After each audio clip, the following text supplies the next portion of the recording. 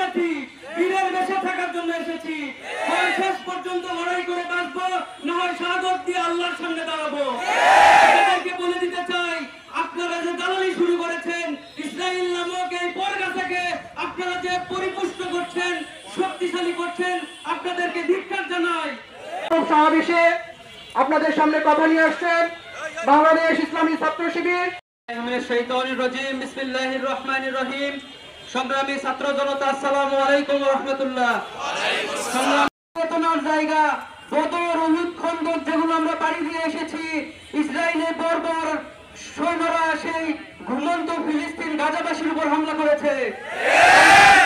বিক্ষোভ মিছিল থেকে তাদেরকে জানিয়ে দিতে চাই, আমরা আগুনে নিক্ষিপ্ত হয় ইব্রাহিম আলাইহিস সালামের সন্তান।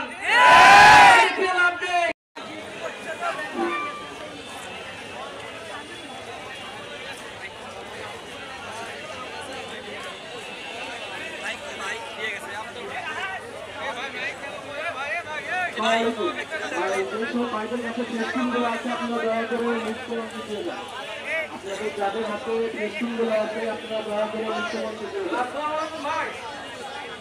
আচ্ছা, কিছু টাকা পাওয়া গিয়েছে, যার টাকা সে নিয়ে যাবে স্টেজে, প্রমাণ সহ স্টেজে টাকা পাওয়া গেছে। সবাই দয়া করে একটু দিয়ে দেন। আপনাদের কাছে প্লে কার্ডগুলো আছে, প্লে কার্ডগুলো স্টেজে দিয়ে যাবেন। ভাই, যাদের কাছে প্লে কার্ড আছে প্লে কার্ডগুলো স্টেজে দিয়ে দেবেন। প্রমাণ সহ সে টাকাটা নিয়ে যান ভাই।